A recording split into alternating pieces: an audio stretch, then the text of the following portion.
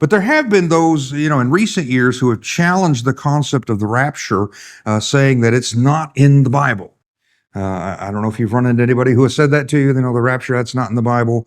The Bible doesn't say that. And the truth is that the word rapture is not found in the English Bible. But the concept that all believers will be resurrected and caught up to be with the Lord in the air is plainly stated in Scripture. We just read it. That's what it says. It's going to happen. Now, if the word rapture isn't in the Bible, why do we then call this event where believers are caught up in the air to be with Christ the rapture? Why do we use that terminology? I said that the word rapture is not in the English Bible. Okay, it's not in the English Bible. But as you know, the Bible wasn't written in English. English didn't exist when the Bible was written. English is actually a relatively new and young language.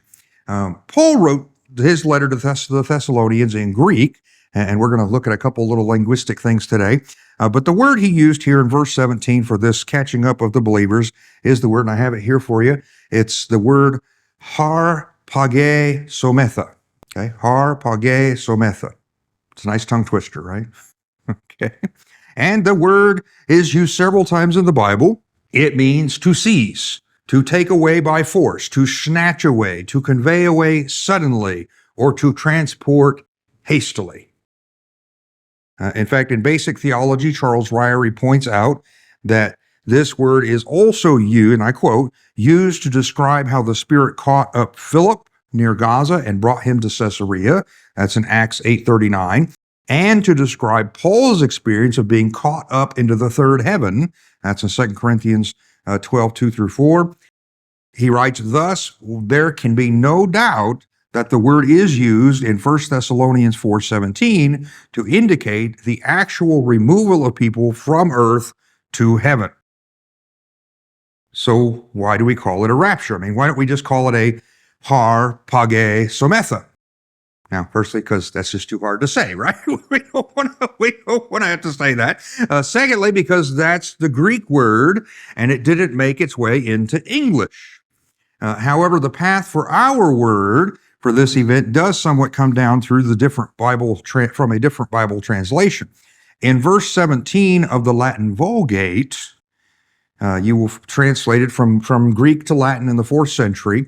The word used to explain this event is rapimur, which means to snatch, to grab, to carry off, or to abduct. Rapimur. This seems to have evolved into the medieval Latin word of raptura, okay, because Latin evolved kind of in the medieval times as well, which means to seize or to kidnap. You're snatching someone away. From there, it seemed to work its way into French, and in Middle French, it was adopted as the word rapture, meaning an act of carrying off or kidnapping. And then in about the 16th century, it made its way into English as the word rapture and developed the meaning of to seize or to carry off. Now, I'm kind of simplifying the evolutionary process of the word into our language, and we no longer tend to use the word in the modern English language. When's the last time you used the word rapture unless you were referring to the event of Jesus coming and taking his church away? We don't really use it in the modern English language unless we're referring to this biblical event. But that should give us a basic idea of where the word comes from. It kind of comes down from language to language to language until it reaches us. The translators of the English Bible did not consult the Latin or the French in their translations. They translate straight from the Greek to the English. So they translated what the Greek word means, which the correct translation is to be caught up or snatched away. And so historically, that's what we mean by the word rapture. Does that make sense? Yes, you won't find the word rapture in the English Bible, but you do find the meaning behind the word, and it's just a linguistics issue. And I think that's what we need to make a clear stand upon is while the word rapture is not there, the concept that believers being caught up to be with the Lord in the air is absolutely and most certainly in the Bible, which is what we just read a few moments ago. It says we will be caught up to be with the Lord in the air. So I know in recent years this has become a big controversy, but I fear really that's because The English-speaking people read their Bible as though their current version of English is the only language in existence. I mean, maybe you've read people and they say, this version of the English Bible is the only version.